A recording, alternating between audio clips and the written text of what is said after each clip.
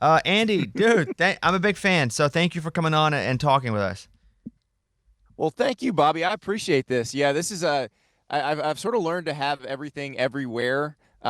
It goes back to my original career as a newspaper reporter. I was an intern at Florida Today down in Melbourne, Florida. I got assigned to do some generic editorial on beating the heat, and I had the brilliant idea of going to the nude beach and asking those people what they did to beat the heat and not get sunburned.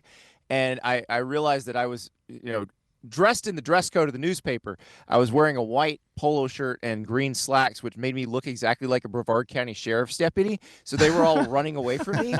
And then I realized at that moment, like, always be prepared for anything that might happen. So I always keep a change of clothes. I keep multiple kinds of clothes with me, and I keep every single audio visual piece of equipment I need if I might need to get on somebody's podcast, video or audio. It's A plus, and now I shall set up a full studio in the back of my car. Like, I've been motivated. Sometimes you get inspired in the most random of places, and today it's Andy Staples. Hey, let's start. Andy, you're the guy I want to talk to about this. So, Carson Beck not going to play first round, maybe not going to play at all. Who knows? But what's up with Georgia? Obviously, that's their guy, but it's not like he's been playing great all year. Your thoughts on Georgia's shot now? Yeah, it's interesting the reaction to it because Gunnar Stockton probably played better than Carson Beck in the SEC championship game against Texas, and so the thought is it really going to be that different? And I don't know that Carson made that big of a difference for Georgia this year as long as Gunnar Stockton is what we saw in that second half of the SEC championship game. Now, that could have just been him playing out of his mind because the adrenaline's running, but my guess is Gunnar Stockton with 3 weeks of practice with the ones. Because remember, this wasn't a situation where the backup was getting a lot of playing time outside of mop-up duty. So when he went into that game, he probably had no practice with the ones that week. I mean, they were operating clearly from a very limited menu. But this is a guy who's been with the program the entire time. He knows their playbook. So my guess is we see a more polished version of Gunnar Stockton when they play whoever wins the Notre Dame Indiana game. And so I think they're going to be okay because again, Carson Beck, good quarterback. I don't know that he was a transcendent quarterback who without him they can't be who they are. I think they can still be a really good team and compete for the national title with a quarterback who's about the same. So, just one more Georgia question then regarding Beck, because when the season started, he was the guy most people were like, number one quarterback off the board, could be the number one overall pick. Do you feel like that was a miscalculation, that he really wasn't that, or that he had some sort of, I don't like the pressure, I'm not able to perform as well as, my potential is? Where do you think that fell off? Well, it fell off when Lad McConkey went to the Chargers and Brock Bowers went to the Raiders. That's where it fell off. I mean, he had elite targets last year, and he doesn't have those this year. And certain quarterbacks make their targets better, and certain targets make their quarterbacks better. And I think Brock Bowers, you've seen he's probably the best tight end in the NFL already. So you see what he was probably doing for Georgia's offense, and then Lad McConkey obviously was a huge contributor to Georgia's offense as well. So I think that probably has more to do with it than anything else. College football playoff, greatest thing to happen in sports to me in the past 20 years because it made so many games matter the last 2 and 3 weeks of the season. Aside from how you feel about the seedings, and I think there are things they're going to learn this year and going to change. But for me, it was great, not even because of the tournament, but because of what mattered the last 3 and 4 weeks of the regular season. So I'm a big A-plus fan of it. That being said, there are some issues. I think now you look and you go, probably you just give the top 4 seeds to the best 4 teams, et cetera, et cetera. What do you think will be the first thing changed? Because there won't be any wholesale changes. They're not going to do 5 things at once. What do you think when they finally do, if they add teams first, if they change how the seeding, what do you think they'll change first? Well, I was under the impression that they would keep this exact format for the first 2 years because that's the last 2 years of the original TV deal for the college football playoff, and then they would change whatever they wanted to change for 26. But it sounds like they can change the seating for next year if they really want to. And people realized very quickly, and we said it all season. All season we were like, well, the 5 seed's probably going to have the best situation. Turned out the 6 seed probably actually has the cleanest path in this particular case because I don't think any of us predicted that the Mountain West champ would get the 3 seed and the Big 12 champ would get the 4 seed. I don't think we may have thought the Big 12 champ would get the 4 seed, but we figured probably the ACC champ would be the 3 seed. So I think that probably showed when that bracket came out. It's like, all right, this is ridiculous, because Penn State probably wound up with a better path than Oregon into the semifinals, and Oregon beat Penn State in the Big Ten championship game. And I know people say, "Oh, but Penn State has to play another game." Okay, I would rather play SMU and then Boise State than have to play the winner of Tennessee Ohio State. Like, Oregon got punished for being the number 1 seed, and you can't have that. So have your automatic qualifiers, have your automatic bids for 5 conference champs. That's fine, but if they are not in the top 4 seeds, don't give them buys. Give the teams ranked 1 through 4 the buys, and then everybody else populates from there. You think they'll add after, not next year, but as you were talking about the 2-year second, the last 2 years of the initial deal, do you think they'll add 2 more teams, 4 more teams into this? The push has been for 2 from the Big Ten, and I understand why. The Big Ten and the SEC would like their championship games to be very meaningful, and the thought this year is, all 4 of the teams in those championship games are in the playoff anyway, so what's the point of this? Like, the ACC championship game, which weirdly both teams got in, but it didn't feel like that at the time. The Big 12 championship game was definitely a win and in scenario. Like, this format raises the stakes of those games, but it lowers the stakes of the Big Ten championship and the SEC championship. But if you only had 2 buys because you had 14 teams, chances are those 2 buys are going to your Big Ten champ and your SEC champ, which suddenly makes those games more valuable. And this is all about money. They don't really need to play those anymore, but they make a ton of money off of them. The conferences don't want to let them go yet. So I think that is their solution to create bigger stakes for those games. I respect your opinion a lot, and so I'm going to ask about one more rule change. And if you were the guy changing the rule, you got to. If you were king, would you? And when you become king, would you change the Dr. Pepper halftime ball throwing thing from chest passes, or give him a basketball? Because that's the dumbest thing. I can't remember which championship game it was. I want to say it was the Big 12 championship game. So yes, for those who don't know, the Dr. Pepper challenge is basically 2 people trying to throw footballs into a giant Dr. Pepper bottle for a scholarship. And they do this during the halftime of the championship games for the various conferences. And it is the competition has devolved. It started out with people throwing footballs like quarterbacks throw footballs, and now they do chest passes. But here's the thing, Bobby, and this is brilliant. There was a guy, or no, actually it was a young lady. She was throwing option pitches, like triple option pitches, like she played for a service academy. And she was deadly accurate, and she just destroyed. She was going against a guy who was chest passing, and she destroyed him. So I actually fell back in love with it, because the option pitch is just as great as throwing a football the right way. I think the option pitch, I'd be okay with that. The chest pass is just, maybe it's not. Maybe it needs to be 10 yards farther, and I don't want it to be where somebody doesn't have a good arm, they can't play, right? You don't want somebody who can't throw a football. Right. But it's just when you have 2 people throwing basketball chest passes from like drills in 6th grade, it doesn't look, it's not that fun, and I used to look forward to that. Well, I will say, I went crazy when Josh Allen threw a chest pass in an NFL game. Now, it got called back because of holding, but he threw a chest pass for a touchdown. I'm not convinced still. I'm not convinced he was watching game tape on one of them. Hey, let's talk about Quinn Ewers for a second and Arch Manning, and not even so much about what's happening in the playoff, but now is Quinn Ewers going to go? Is he going to take whatever money from some mythical Big Ten school that's going to offer him $4 million to stay? What do you think's happening here? Well, it's interesting, because this is one of these weird things that happens in the NIL era now that was never an issue before. Because before, Quinn Ewers would just be headed to the NFL. It'd be, well, I'm probably not going to stay at Texas because we kind of had this deal that it's Arch's time next year. So I'm going to the NFL, and I'll be making more money than I'd make in college. But if Quinn Ewers isn't a first-round pick and he isn't a second-round pick, once you get into the 3rd, 4th rounds, the money Quinn Ewers could command at a big-time school might be bigger than what he'd make as a third rounder. So if you're him, it's actually worth considering. Like, you have to really consider, like, where's my draft stock? Could I potentially raise it with another year in college?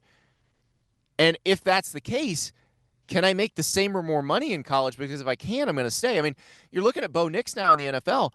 If Bo Nix didn't have those 2 years at Oregon, he's not what he is in the NFL right now. He is that because he had 60 starts under his belt going in. So if I'm Quinn, I actually do consider that heavily. I want to know from the NFL people, honestly, what do you think I am? Where do you think I fall? Because if they think he's a late first round, early second round pick, just go to the league. Just go to the league and you're going to play and you're going to get paid more. But if they don't think that, or they're not sure, then yeah, get another year of college, make a bunch of money, do some more Dr. Pepper commercials, do some Fansville. By the Dr. Pepper, I hope they're sponsoring this segment because, good Lord, we've talked about them a lot. But yeah, do some more of that. And it's weird that that's how it works now. But he may actually be more valuable as a one-year rental to a team in college than he would be to an NFL team that takes him in the third round. In the NBA and college basketball, obviously, these players are trying to get to their second contract, right? Big deal. You want to get in, early, and it's all about that second deal where the lifespan at times of an NFL player, not as long as that of an NBA player, depending on especially what position you play.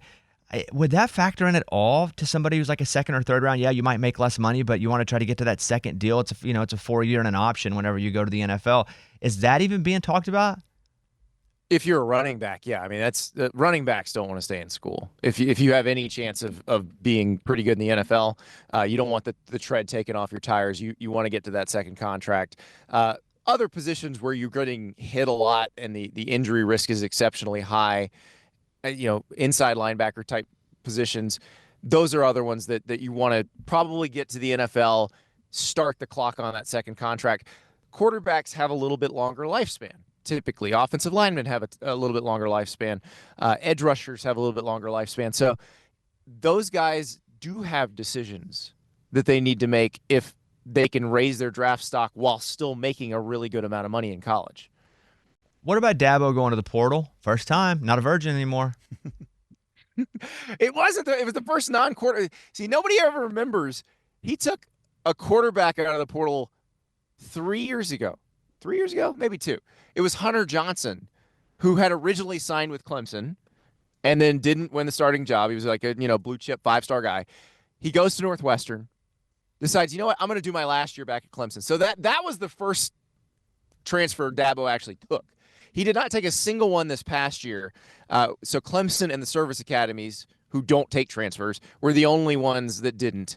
But yeah, he's in the portal now, and the reason they're doing this is you have this House versus the NCAA settlement that's coming where there's going to be a revenue sharing plan where the schools are allowed to pay the players directly. So a program like Clemson, which doesn't have the biggest donor base, is going to have money to pay players in a way that's competitive with the Alabamas and the Georgias and the Ohio States. The problem for Clemson was, and Dabo laid this out very nicely last spring, I thought, was the players who are good enough to help Clemson. Because remember, Clemson still recruits out of high school at a really, really high level. So the players that were good enough to help Clemson at the transfer portal, Clemson was priced out of the market. Well, now they're not. So they go get the receiver from Southeast Missouri State. They go get an edge rusher from Purdue. Like, they're going to be players in this. It's not going to be wholesale. It's not going to be a bunch of guys. It's going to be plugging in at spots where you have some holes in the roster. And I tell you what, Bobby, I think that puts Clemson right back where they want to be, because that was the issue. They'd have these they'd have these kind of glaring holes in the roster that everybody else was filling in the portal, and they weren't. And there was a reason for that. But now they can fix that. I guess my half opposing view of Dabo getting the quarterback that he once had is he didn't get a quarterback from the portal. He went back and got his own guy because his own guy left in the portal, and he went and rescued. He went and rescued his own guy. Yes.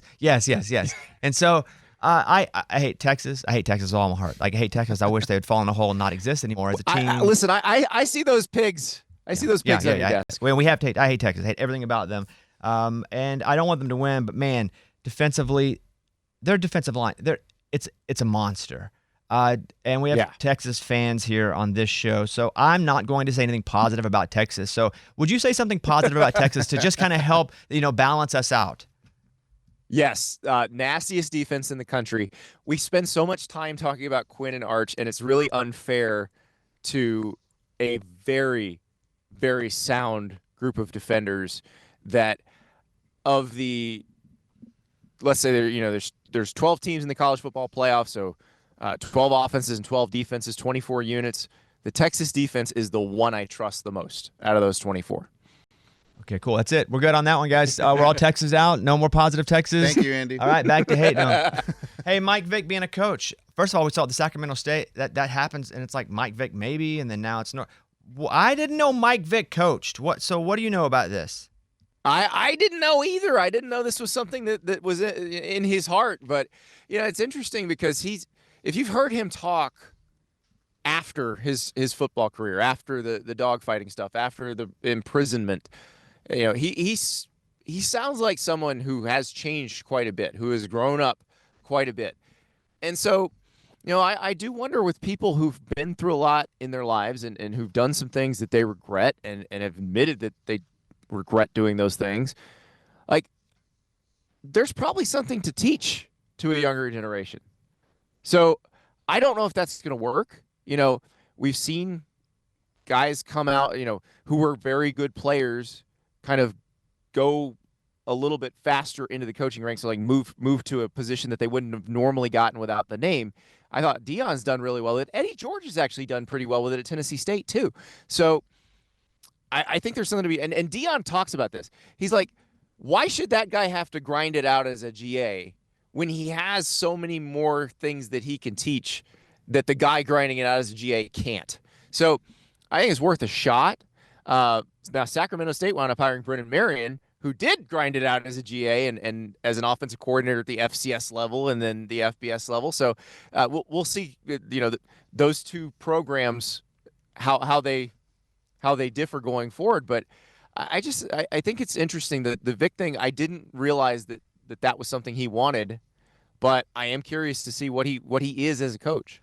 And I guess aside from his troubles and what he's done and hopefully learned and reformed and can teach and can turn it positive, as a head coach, I just think you'd probably want someone that has a bit of not just the football, but how to put together coordinators, how to organize. So to me, more than if he's reformed as a person, and maybe it's just because those schools want to splash and they'll surround them with people that actually know how to do that. I was surprised because Vic hasn't ever coached anywhere where I know Deion pretty well. I'm lucky we did a TV pilot together. We were together for months, every day. Love Deion Sanders. Like, that's my guy. But Deion was coaching his kids' high school. Like, he was a head coach there. Right. Then he went to Jackson State. So at least there was a bit of a progression there where Mike Vick was just like, there's Mike Vick, and now he's a head coach. So, but they're going to have to surround him with people that know how to do all these structure things, right? He's gonna have to do that. I mean, he's gonna have to be able to do that. And I think that is a skill that maybe can't be taught, and so he'll either be good at it or he won't. Because you mentioned Deion had worked in coaching his sons before, but like when he takes the Jackson State job, that's a completely different animal than what he'd been doing. And he did a great job surrounding himself with the right people. I don't think he hired very well the first year at Colorado. He fixed that. You look at the second year at Colorado and the staff he put together, that staff worked much better together and made that team better as the season went on. So I think with Mike Vick, we don't know what he's going to be as a CEO. And sometimes you don't know until you see it. We've seen it at various levels of sports where somebody gets in as a CEO and they just aren't very good at it. They're a better assistant coach than they are a head coach. And then you see guys like Ed Orgeron was a position coach his whole career. He's never even a coordinator. Urban Meyer was never a coordinator before he was a head coach. And these guys are just natural CEOs. I was reading your article, and by the way, you can read Andy's work at On3, which on3.com. And I loved your idea. It's even kind of feels like the basketball all-star game now where they picked their players and picked their teams. But how you were talking about seed in the college football playoff. Would you talk about that idea for a second? What you think that the way to do it would be? That was sent in by a viewer to my show, and I God bless him. It's great because he understands the what we're doing here, because this is entertainment. And so instead of just seeding the teams and saying this is who's playing who, like what they should have done is they should have ranked the teams, and then you say, okay, here's the potential matchups. But now we're gonna go live to Dan Lanning, the coach of the #1 Oregon Ducks. He has to pick which first round matchup is going to feed into his game. So essentially, he has to insult these two teams by saying, "You're the two we think are the easiest to beat." I would love, like, televise it. You give him like 5 minutes to pick. You have the Jeopardy theme music playing, and then you're like, "Okay, Dan, who are you going to play?" It would be brilliant television. And what I say a lot, as much as we love sports, live with it. It is a TV show, right? It's entertainment. Yes, and you got to find that 100%. balance between integrity and honesty and the love of the game and entertainment, because if you have a whole bunch of one and not the other, then there's no trust on the product. But yeah, that would be like the greatest. Another thing would be like when a player, signs with a new team, like DeAndre Hopkins. Like, they don't even say he's a Chief until it's game time, and it's like, all right, let's announce the new players this week on the team. And here, DeAndre. Oh my God, that's DeAndre Hopkins music. Yes. Yes. Like, that would be the product we love. Hey, talk about your podcast for a second, because you guys go live, which means where we do ours and we load it a couple hours later, we get to edit. You do yours live. There's a bit of risk in that. I don't know. It's Andy and Ari on 3 podcasts. Yeah. But you guys are you guys on 4 days a week? We're actually on 5 days a week because we do a post-game show during the season, and then once the season ends, we'll be Monday through Friday in the mornings with a more regular schedule. But we go Monday through Thursday in the mornings right now, 9:30 a.m. Eastern time. And yeah, me and Ari Wasserman. I find when Ari is taped, he's not as interesting. Like, I don't want to edit out when Ari's really cooking. That's the thing. So we had Mike Golick Jr. on, former Notre Dame offensive lineman who hosts his own excellent podcast. And Mike was talking about how he puked before every game, because it was just part of his process, and he gets his nerves out. And then so the interview ends, and Ari goes, I puke before every show. And I'm like, okay, I see, we're doing a bit here. And then he starts talking about how the post-puke feeling is one of the greatest feelings in life. I'm like, Ari, I have an ad to read after this. I know this advertiser does not want to juxtapose you talking about how great it feels to puke with their product. So we're gonna move on here. But they see that if we edit, then we don't get things like that. We need moments like that. So I am all for the live, and you can interact with the commenters, which I'm guilty of getting sucked into that a little too much. But no, it's a lot of fun, and we go live after games too. So after the college football playoff games, like the last one of the night, we'll go live. So if you want to come heckle us, you want to come ask us questions, come on, because I love that the viewer has a chance to interact with us, because and I find that the people who watch us regularly, they are so creative. We do a mailbag show every Thursday, and they send in all the questions. That idea for the seating was a mailbag question. Like, I love our audience because they're so smart and they love college football.